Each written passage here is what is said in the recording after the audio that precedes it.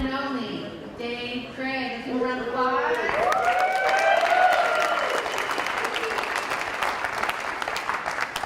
Here's a little bit about his background. Dave is currently in his 4th decade of facilitating learning in the outdoors. His enthusiasm for learning, teaching, and mentoring has been the guiding force of his professional life. He has instructed field and wilderness medicine courses for Knowles since 1992, and he recently retired after 16 years as a professor of adventure education at Prescott College. We got some Prescott people here. Jesse. He currently works for Knowles full-time as wilderness medicine staffing and development coordinator with a passion for providing one-on-one instructional coaching and career development for new and veteran instructors. For years, leadership and supervision educators have placed an overzealous emphasis on how to give feedback while virtually ignoring the critical element of teaching people how to become excellent receivers. Today's session will focus on becoming a more skilled receiver of feedback by highlighting lessons from emotional intelligence and nonviolent communication. Thanks for being here, Dave. Okay, thanks.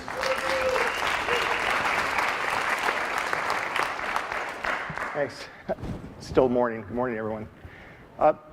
Thanks so much for being here. And I can't imagine coming after a better presentation than Jesse's, primarily because this notion of taking feedback is incredibly important to all the things that we do, and including work in inclusivity and diversity and social justice. I'd like to start off with just a few things that are really important for you to know. One is that I'm not an expert at this, and I want to be clear with that. What I am is a really good learner. I've had the opportunity throughout my life to make a lot of mistakes in interpersonal communication, and I've learned really well how to learn from those mistakes. So if I have anything to offer you, I'm pretty good at receiving feedback, and it's been the foundation of how I've learned to navigate through life. In terms of my path here, let's see if this helps. There we go, we're back up, yep.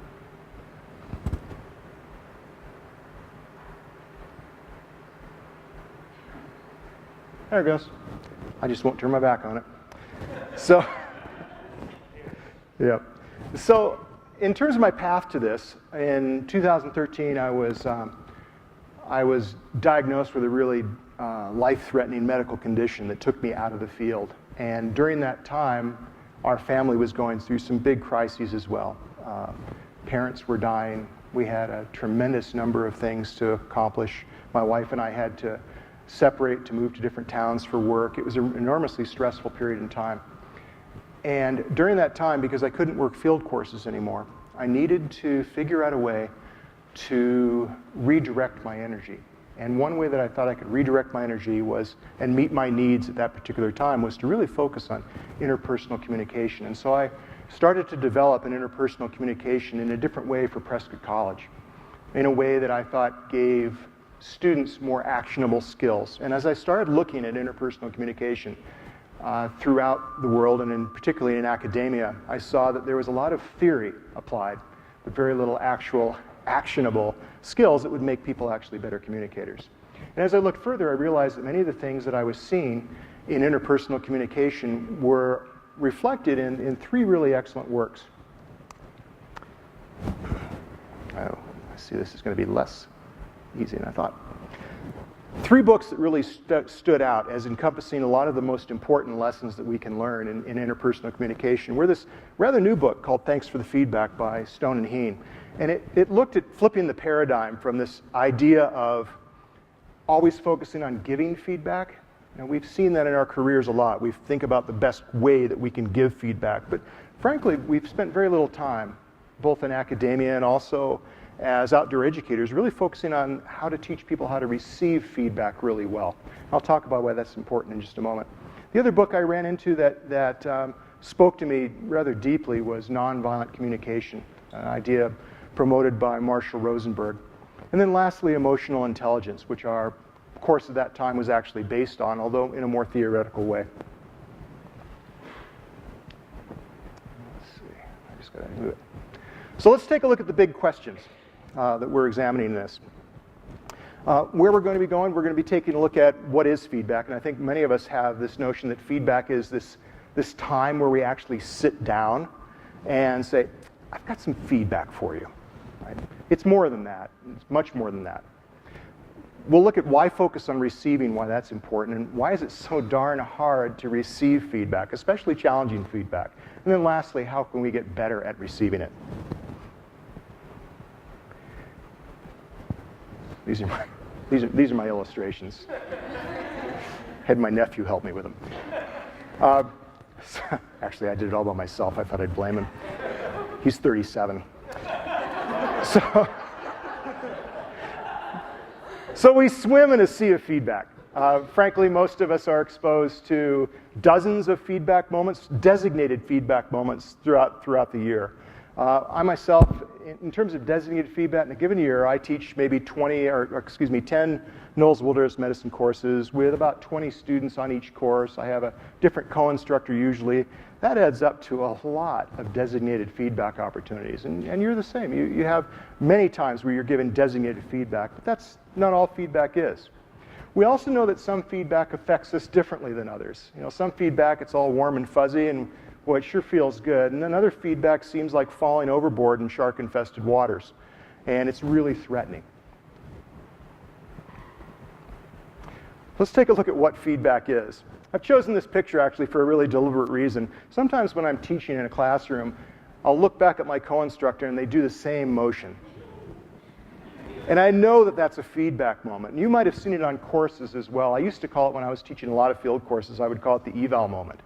I would look at a student's face and go, I'm going to see that later, for sure. So feedback is verbal, it's nonverbal, it's written as well. We've seen those. Sometimes we get feedback in email messages that seems cryptic and weird, like, why did they CC that person at that time, right? So we receive feedback in a variety of ways, and I want us to be open to this notion that feedback comes at us constantly. It even comes at us in simply a request, like, Dave, would you take out the trash today? There's feedback embedded in that statement. It's not just about the trash. There's something underneath that, and it's actually feedback. An important notion is that the feedback receiver is the key. Get to my slide here. Stone and Heen, in their book, Thanks for the Feedback, draw our attention to receiving feedback as a critical element of our growth as individuals, and in fact, in our learning. In this slide, I'm showing you that really our circle of control is essentially ourselves. When we give feedback to someone, when we offer feedback, when we offer that gift of feedback, however we refer to it, there's no guarantee that anyone we offer feedback to is going to receive it. We have little control over what happens to that feedback. Indeed, many of the times we give feedback, people actually reject it outright. Even if that feedback is really important to both us and to them, they reject it. We have the ability to, though, become really good feedback receivers. That's within our circle of control.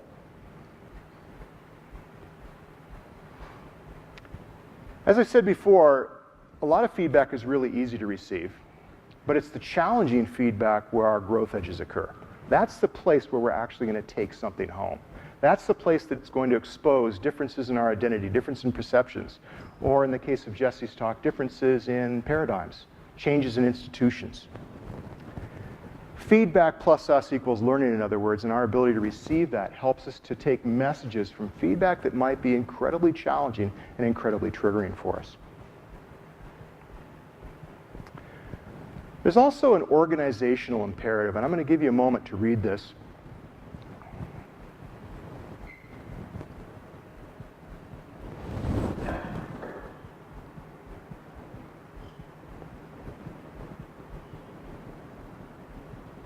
Now, Stone and Heen's work applies primarily to business, and they really focus on this notion that leaders have to model how to deliver feedback. In my world, this doesn't apply just to institutions, however. It applies to parenting. When we serve as parents and we receive feedback and our children watch us get that feedback, they learn how to receive feedback from us. When we offer feedback to an instructor, and they give us feedback in return, our reception of the feedback they give us maintains that relationship. It opens that relationship for feedback. If we can't receive well, then we're poor models for actually offering feedback. What I'd like you to do right now is I'd like you just to turn your attention inward for a moment, and I'd like you to focus on some feedback that you received in the past that perhaps you received poorly, or it's not safe enough for you to go to how you receive feedback, or if you can't think of something, think about when you offered feedback to someone and you perceived them as having received it poorly.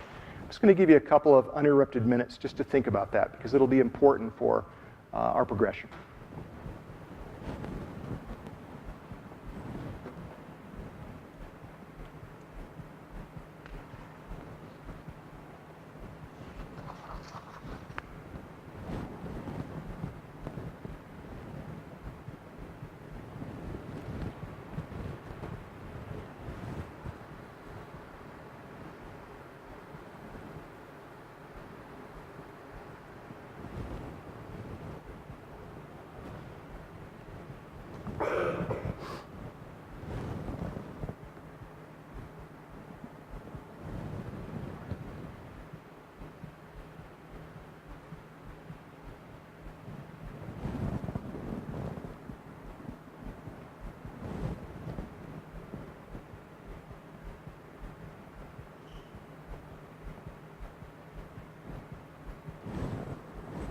Okay.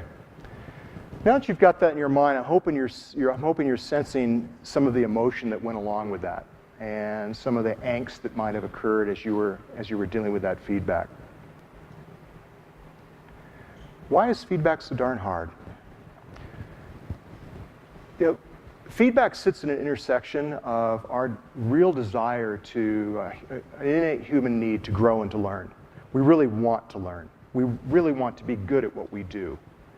And we also really want to be accepted and loved.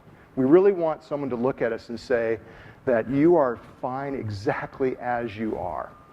And that's the challenge with feedback. It gets at both those. We want it, but boy, if it goes too deep and it affects our self-image, if it affects our sense of belonging and our sense of relationship, then it's incredibly difficult. When we receive feedback that's challenging for us, we're triggered. And Stone and Heen identify three main triggers that we'll take a look at. And we sense it as danger. And that danger sense really activates that fight reaction in us. Our brain gets hardwired into that. It's been that way for a long time. And so it acts on us.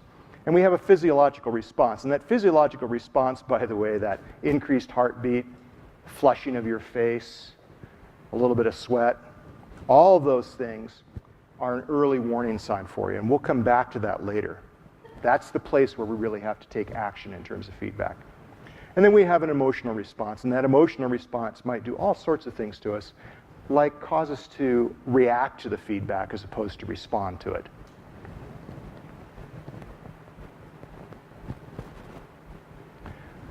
Stone and Heen have identified three triggers, three primary triggers. One is truth triggers. Next is identity. And the last is our relationships. And each of these things, in turn, can have a play on us, or they can happen in common. Let's take a look at each one in turn. Truth triggers. Truth triggers are about when the content of the feedback seems entirely off base. We sort feedback. We sort it into categories. Things that make no sense whatsoever. Things that we look at and go, that's garbage. I'm not going to use that. Or, this looks pretty good. I'm going to accept this. We jump to conclusion based on the stories that we tell ourselves about the feedback. We make interpretation. We tell ourselves all sorts of things about the feedback we receive. We engage in what Stone and Heen call wrong spotting. In other words, when we receive feedback, we do a checklist of, that's wrong. That piece there, that's also not correct. That piece over there, no. That piece over there, maybe. We'll accept that one today. So we look for what's wrong typically in feedback before we'll accept it. Let's take a look at issue one in a little bit more depth in terms of how we look at feedback. So we've got a classic interchange between two folks on the trail. One's expressing appreciation, and the other one really wants something entirely different from the conversation. They need to know where they stand. This is a mismatch in feedback. Again, they identify three areas that we're considering when we offer people truth feedback. One is appreciation, and that appreciation feedback is all about recognizing the work of someone. And a classic example for me would be, in a field setting would be, I'm watching a student do kayak rolls, and they get their roll for the first time. They're really looking at that point for me to express some appreciation, I bet. And I can diffuse the feedback with that student by looking at them and saying, yeah, that's pretty good, but next time, what I really want you to do is drop your head just a little bit more and keep that paddle a little bit higher, and don't lift your head very much, right? That's not what they want. So feedback mismatch. Appreciation is about appreciation, as I said. Evaluation, by the way, lets us know where we stand. In other words, if I want to move up to CL in a course, I want to know exactly where I stand in relationship to that process. That's evaluation related feedback. And then finally, coaching feedback, by the way, is feedback as I expressed, not what my student wanted, but it's that feedback that helps us get better.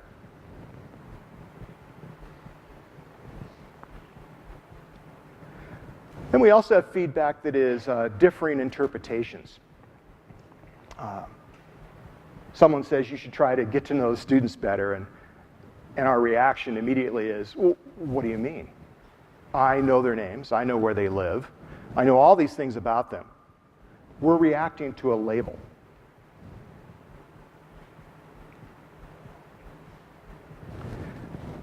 Looking at the prescription for truth triggers. Sorry.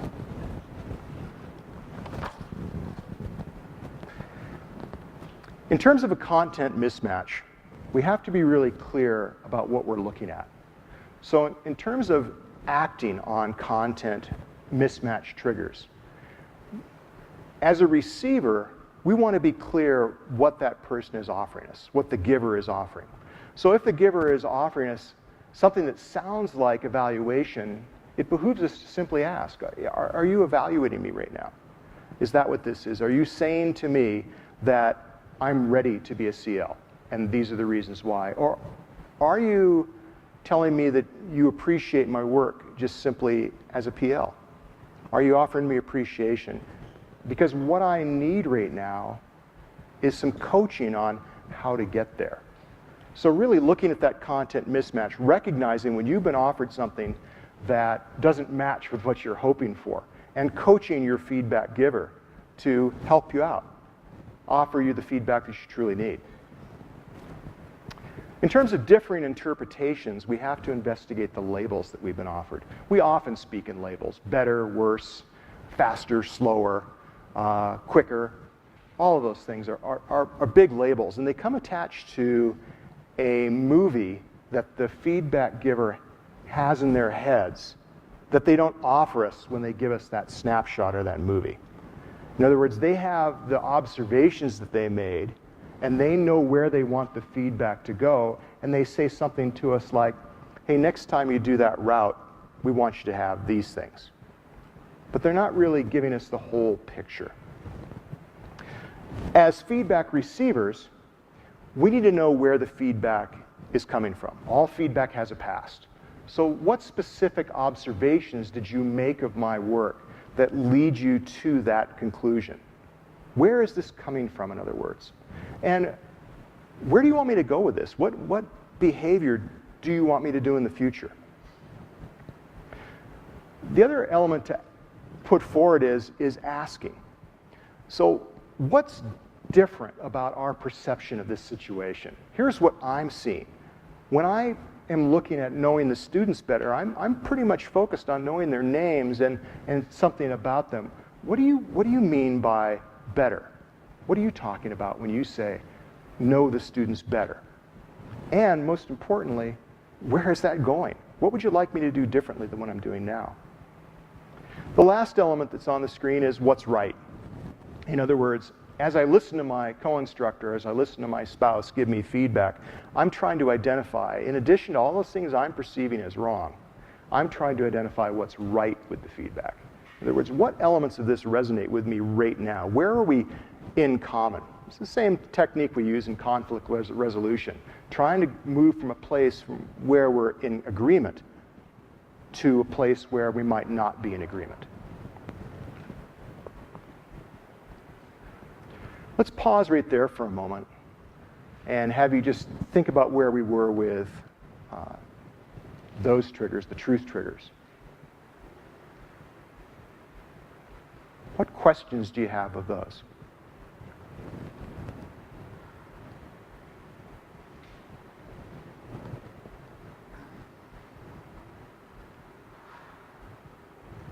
Okay, truthfully spoken. Let's move on to relationship triggers. These are the triggers that are incredibly interesting, especially in close relationships.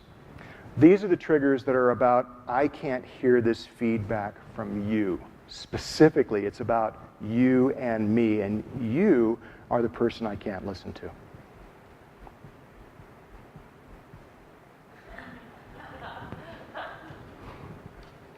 There are really 6 categories of these relationship-style triggers.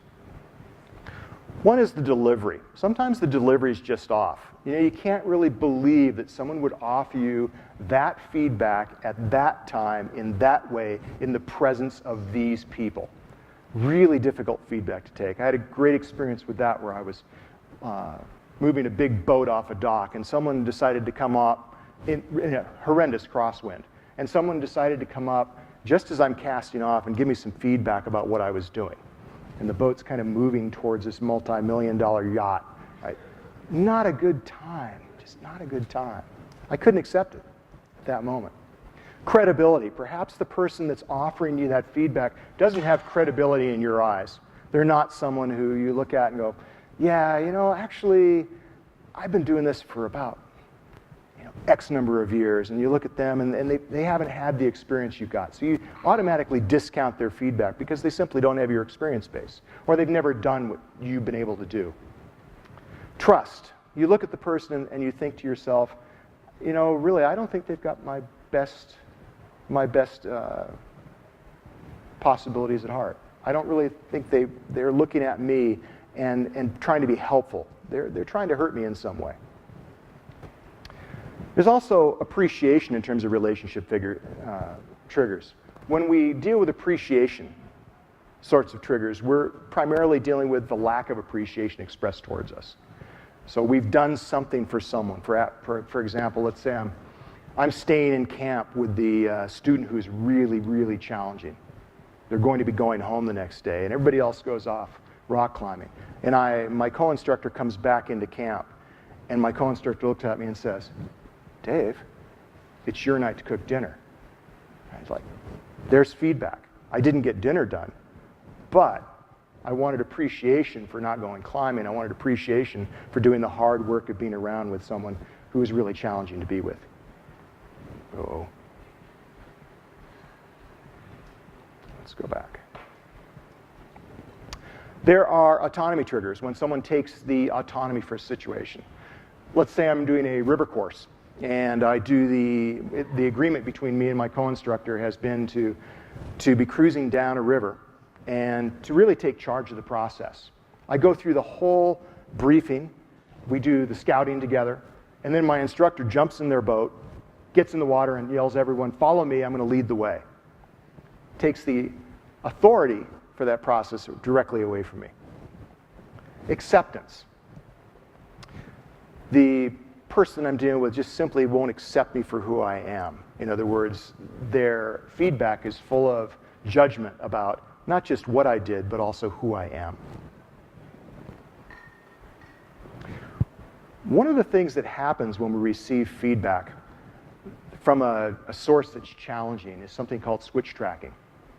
Again, I was on a boat one time, and I was in an area up in the Pacific Northwest that has a lot of stuff in the water, things that we have to really look for. And so having a watch is a really important component. And as crew members up in that environment, we're really expected to keep watch and to look. So one of the crew members on board offers to the helmsperson, who was also the leader in charge that day, and says, I see a log up there. And the helmsperson looks at that person and says, yeah, thanks, I see it. Looking at that as a crew member, I looked at the helmsperson and said, I wonder about your response to so-and-so. I wonder if that response might prevent him from giving you feedback in the future. So my feedback to the helmsperson was, I'm concerned about shutting down our watch system. And the person I was offering the feedback to said, and I really don't like your tone. So now we've switched tracked, right? In other words, I offered feedback. There was a relationship issue underlying our relationship. And when I offered that feedback, that was immediately triggered. There was something about it. Perhaps I wasn't credible. Perhaps there was some element of not offering appreciation. But now we've got two issues. We've got the issue of me having a tone that I still have to define. What is that tone and why is that problematic? And the helmsperson really offering feedback to someone else in the crew that was shutting down a really important safety system. Each of those things were important, and the one that was most loaded with emotion was the one that needed to be dealt with first before there was a conversation that could be had. When we have a switch track, the RX for that, or the treatment for that, is to simply put each thing on the track and take them in turn.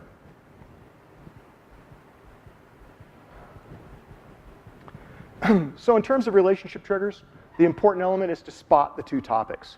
So as soon as that occurs, as soon as someone brings up an additional topic and says, yeah, but what about you? Or you're offering feedback immediately back. You've received the feedback and you've said, yes, but. It's time to identify that but as a second topic and give it its own track. So spot the topics and give each topic its track. Lastly, identity triggers. Identity triggers are incredibly difficult because, again, they get at the core of who we are, and that's very challenging to encounter. So when we encounter an identity trigger, really, we're taking a look at something that's fundamental to us that we would just as soon really like to ignore.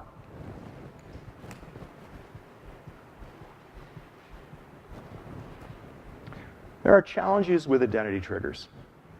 When we receive an identity trigger, we're often promoted into thinking that that piece of feedback has more importance than it actually does. So in other words, that feedback takes on a life of its own and means something about us as a person. Or perhaps that identity trigger has attacked a core value. Again, another experience that I had teaching a course, I was working in a public park, and there was someone who was in some altered mental status due to substance abuse or mental illness, who was yelling at the course. And I kept on trying to ignore him, and finally turned my back and put our board between me and him so the students really couldn't see him very well, and at least my back was to him. And he immediately said, "You hate me. Like, I don't even exist to you." And I received that feedback and thought, whew, that's an identity trigger. That's feedback that's important for me to hear. I don't want to hear it from this person right now. It's delivered poorly and it's delivered in a poor context, but I need to do something about this. And so following my lesson, I walked over and listened to that feedback first. And then offered my feedback when there was open time, after he felt heard.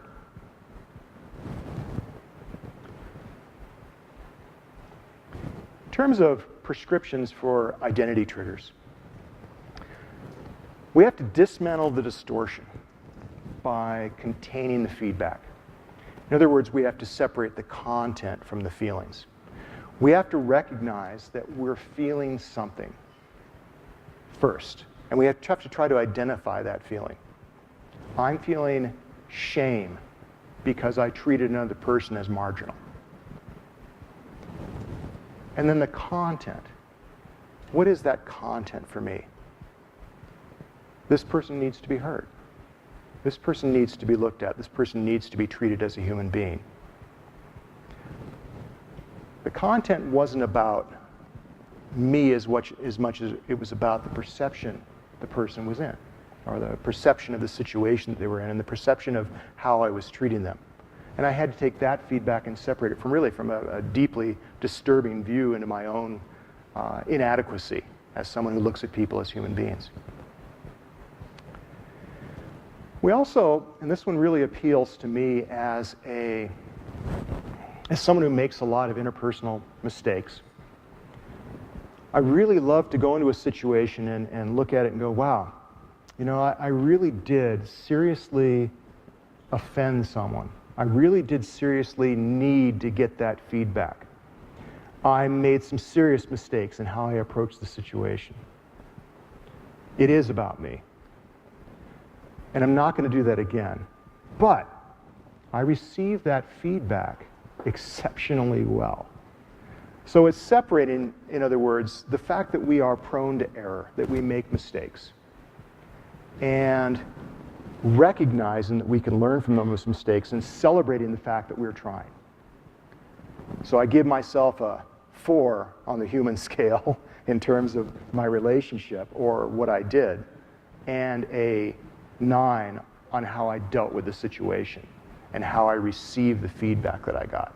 And that could be enormously helpful to us in not allowing feedback to color our past. In other words, I'm sorry.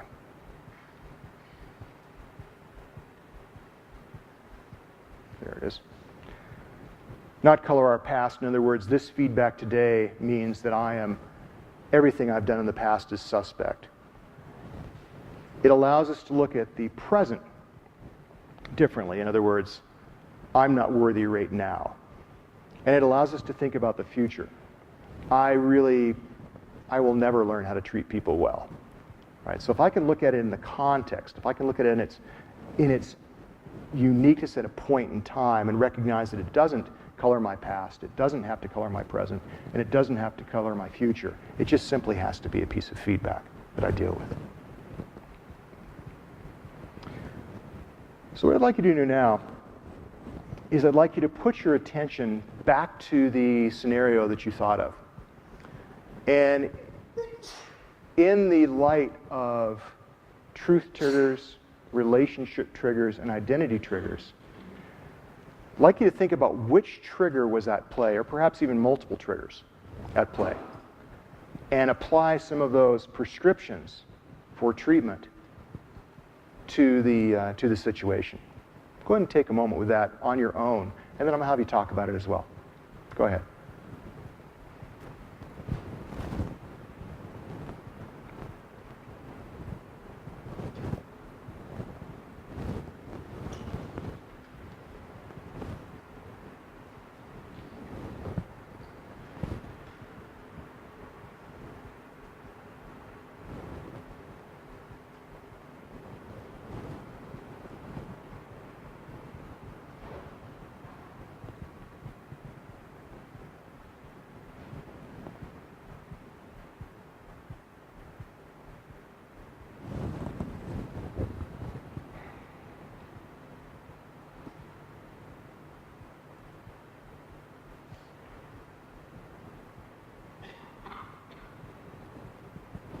Okay, go ahead and chat about it and try to pick it apart with a partner.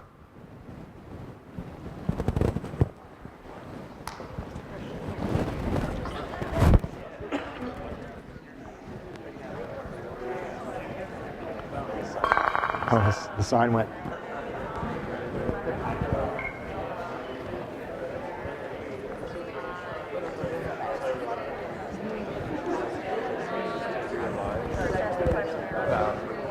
This is giving language to something I'm experiencing in life right now, is that the longer I have the relationship, so if it's like a very close friend or romantic partner, I think the identity trigger seems to come up more likely because they know one another so well. That's something that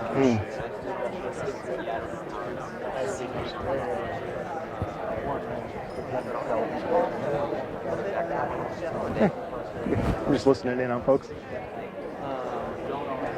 But notion that I really get the feedback had to do with the like way everything was on my course.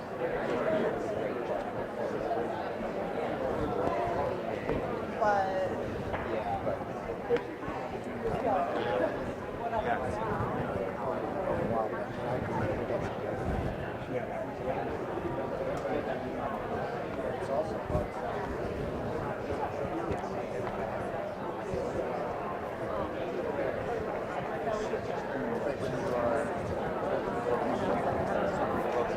I don't know how I could have done this differently. I felt like some of the things that I thought some of the things that one of the reasons I was so busy is because I was managing something that I think could have been managed differently by the base that would not have resulted in something We've got one more slide to do. So it didn't time out on me? Trying to separate it.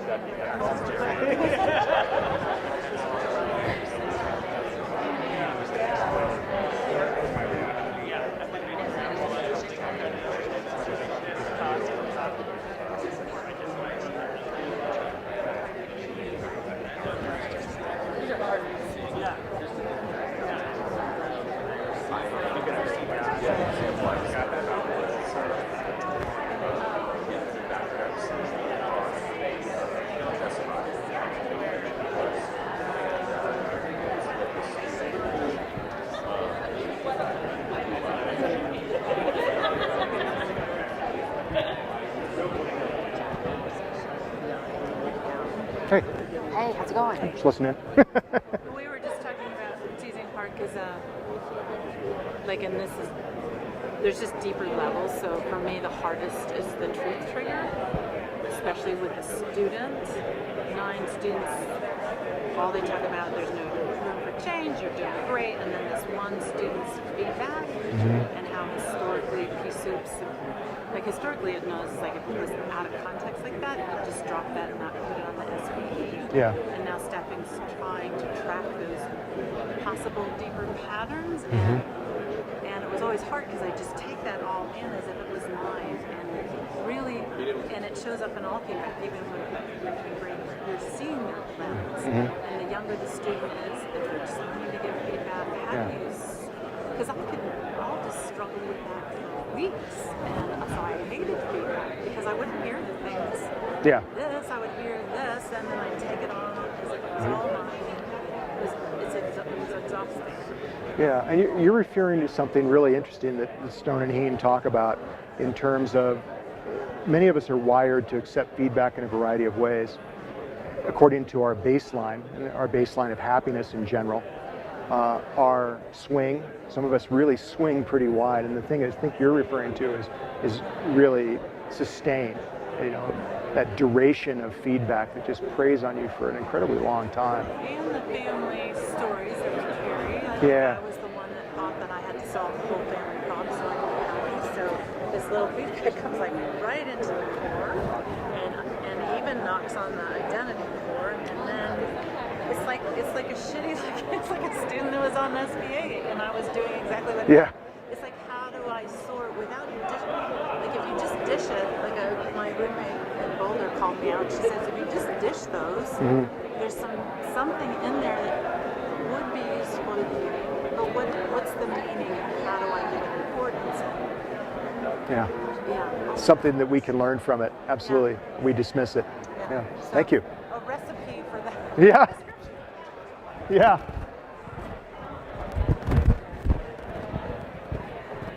Okay, if you'd finish up your conversations, please.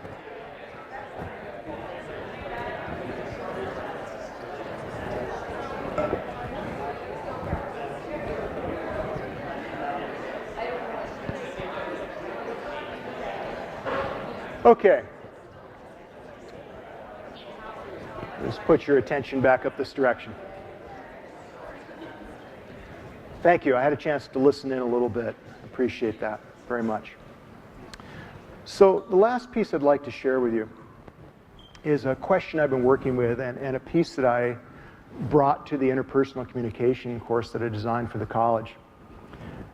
I want to think about how to move forward with this information. One, obviously, the 3 books that I recommended are amazing. Stone and Heen's book in particular really flips things on its head and says, let's act within our sphere of control. Let's try to become better at receiving feedback. And institutionally, I think that's a mandate for us here at Knowles. It's a mandate for all institutions. We have to model how to receive feedback well. The hot tip that I think is really important is to develop your emotional intelligence. The original interpersonal communication course we had at the college was based on that. And not just any emotional intelligence, really there's a high leverage piece that if you press that button, that's the button to press to become better. Self-awareness is key. We have to be able to recognize that we're beginning to be triggered by feedback in order to move past reactivity and into responsiveness. We have to recognize, we have to have that somatic awareness, that body awareness to know that our heart's starting to beat faster, that we're starting to sweat a little bit. And we have to be able to say, okay, I know what's going on here. And then we can rationally begin to look at, is this a switch track? Is this identity? Without that piece, without that very important piece, which, by the way, Stone and Heen don't refer to, it's almost futile, right? We have to be able to stop the process of getting agitated, or at least we have to be able to put that agitation and look at it rather than feel it and have it manifest in our behavior. So self-awareness then is tied in with the notion of self-regulation, that ability to recognize our internal state and to not act on it without some consideration. The other piece that's in this slide that I really want to point to is this notion of deliberate practice in low-stakes situations and simulations. Feedback is a skill like any other skill that we teach at Knowles. We would never imagine taking a student who's never climbed before and saying, see that 510 over there? Lead it. Go for it. High-stakes situation. We scaffold all the time. We start people on lower elevation routes and less difficult routes. On the ocean, we don't put people out there in a sailboat by themselves, right? And have them experience the thrill of learning for themselves, right? It's a high-stakes situation. And yet, when we think about receiving feedback, what we do is we go from high-stakes feedback conversation to high-stakes feedback conversation and learn as we go. And I've been doing that for like 40 years, thinking about this stuff. There is a much faster way to do this, a much faster way. And what that means is deliberate practice. It means taking advantage of low-stakes situations and even simulations, as we do in Knowles Wilderness Medicine, and act on those. So in a briefing, for example, a P-SOUP and a team of instructors could simply practice receiving feedback in a low-stakes environment and get feedback on that. The other element that seems critical, and I take this work from work and study that I do in education, which is actually my day job in terms of thinking about education. When we think about having a common language, we can then help, and having a common language with the people we work with, we can start to talk about feedback in different ways. So, for example, in a conversation like the conversation I had on board the sailboat, I could say to my colleague or my peer, I could say, I think we're switch tracking right now. Or we could have a conversation about, this seems like a relationship issue between us. We have that common language. We've talked about it before. We recognize it. And it gives us a place to start in difficult conversations. Just like it gives us a place to start in educational environments when we talk about specifically this educational technique or that educational technique. I don't have to describe the whole range. I can say, this is an example of rejecting self-report, right? A concept that I'll talk about tomorrow in education. So having a common language can help us a great deal. So as the total picture, establishing emotional intelligence base and working on those skills, and they can be learned and developed deliberately in low-stakes situations with a common language can allow us to communicate much more effectively and receive feedback with hopefully more grace. Right. Thanks so much.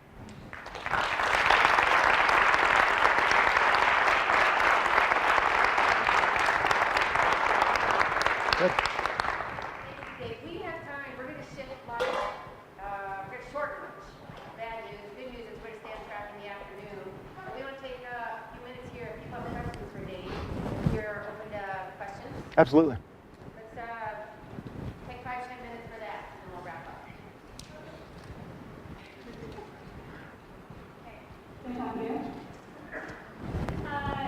Dave, there's some feedback that is coming from a pure place of appreciation. I'm really wondering if you can make some progress. Thank you. Secondly, I want to put a question that's based on like a theological and emotional component. Can you speak to and elaborate on the relationship between suggesting all those improve with self-regulation and the problematic nature of tone policing for folks with marginalized identities? I'd love to hear you just like elaborate on that relationship a little bit. Absolutely. Yeah. Let me see if I can restate it, and you'll see if I'm on the mark. I think the question deals specifically with self-regulation and thinking about self-regulation as what has been referred to as tone policing. In other words, if you respond in anger inappropriately, your input is less valuable, and in fact, in many cases, causes us to shut it down completely. Is that what you're referring to? I think my question comes out of a place of thinking that some emotional responses are justified and appropriate, like when someone's marginalized dignity is played upon. So that is just a dissonance to the idea of like thinking that self-regulation applies to all situations. Yeah, and it plainly doesn't. Self-regulation shouldn't apply in all circumstances, and indeed, as we're interacting, we're going to interact in a human fashion. I think the important element in terms of self-regulation is being able to recognize and honor the fact that that emotion is indeed there. And in terms of receiving feedback, what we're trying to do is we're trying to make sure that we remain an open vessel for feedback. So it is entirely true that an emotional response to feedback that's offered often shuts down the giver, and that giver then doesn't offer us feedback in the future. That's not to say that we should never get emotional, and that's not to say that we shouldn't honor those emotions. And in many cases, those emotions are absolutely justified as opposed to simply a trigger to something that might even be perceived as trivial. There are injustices that are worth getting emotional about. Does that help? Yes, thank you. Yeah. Mm-hmm. Other questions?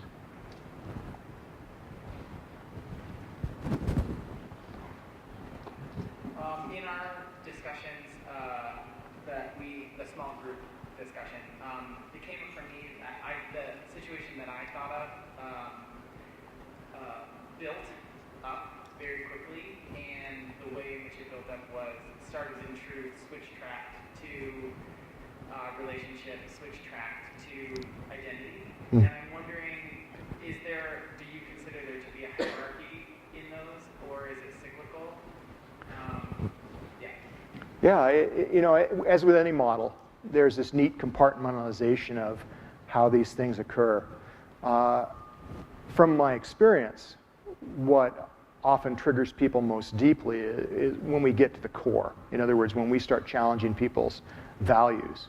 And those are conversations that often escalate really quickly. I am not that. That is not who I am.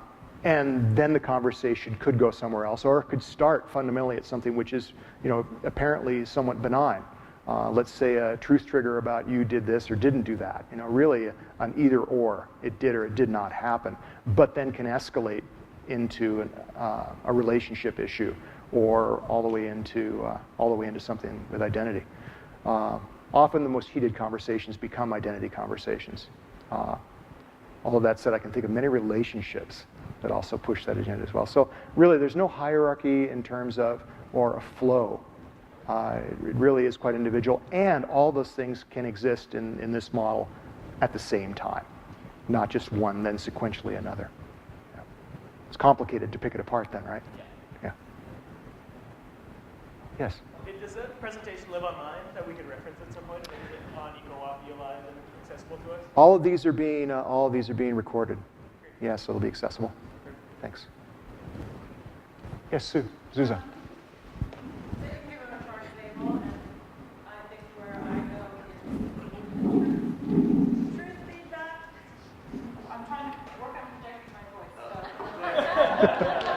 Susan, I think it's for the camera. But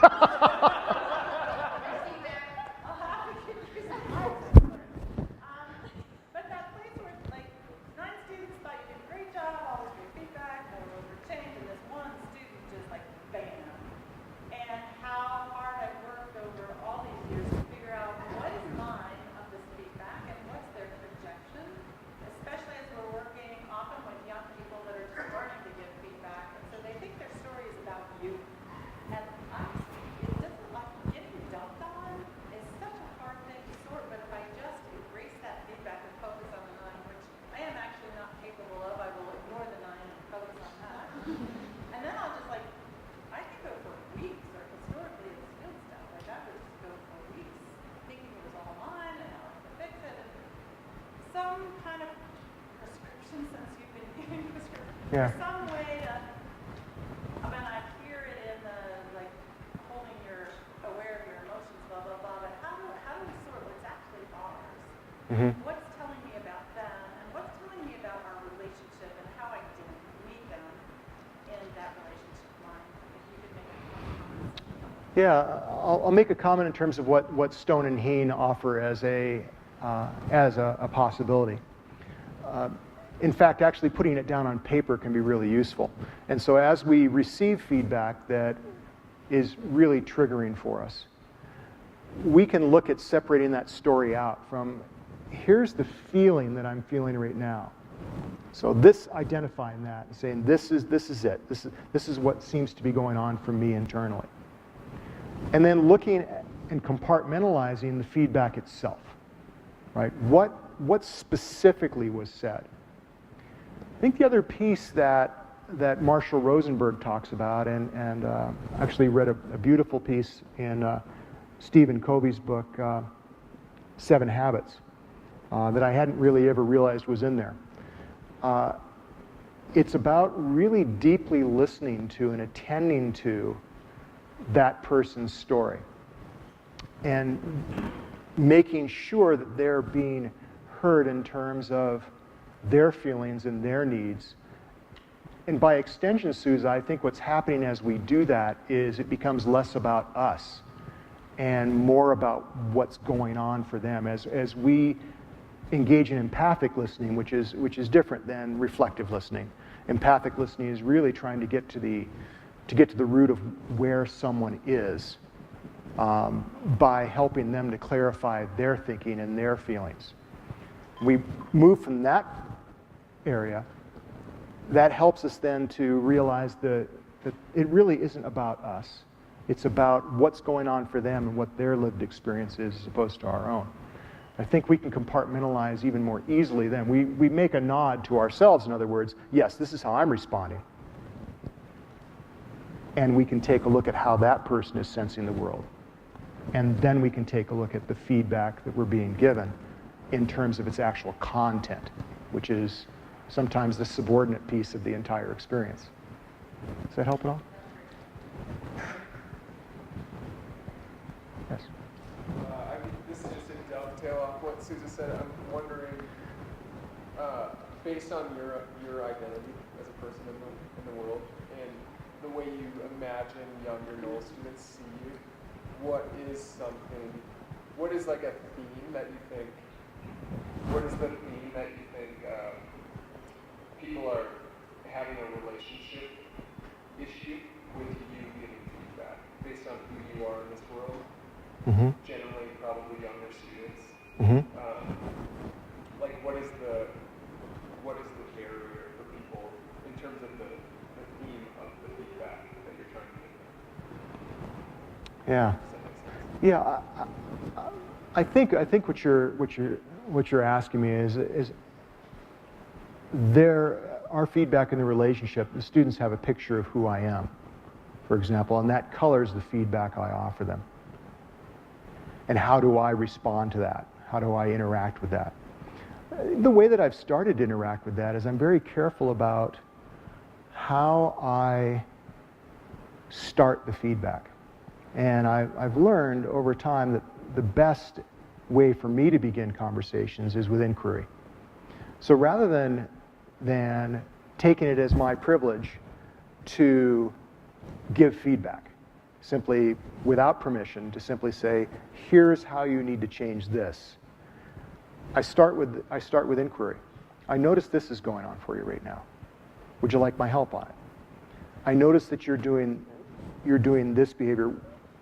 Where are you coming from with that? In other words, what's the story that is informing this particular process? At Knowles Wilderness Medicine, quite often, for example, I'll kneel down next to a group of people and I'll watch for a little bit, and the very first question out of my mouth is, so where have you been so far in this assessment? And where are you going? So that I don't immediately jump in with the role of gray-bearded, tall evaluator saying, yeah, you know, you want to change that right now, making assumptions about what their process is. Instead, it's a much different type of feedback. And frankly, I adopt it now wholesale with everyone I work with because it, to me, is a great way to interact with the world. It's to assume that my perspective is not their perspective, and to assume that my perspective is just a vignette in time for a much longer story, whether that's someone in crisis or someone simply trying to learn a skill. That's my approach. Thank you. All right. Over there. All right, thank you. Thank you. Thanks.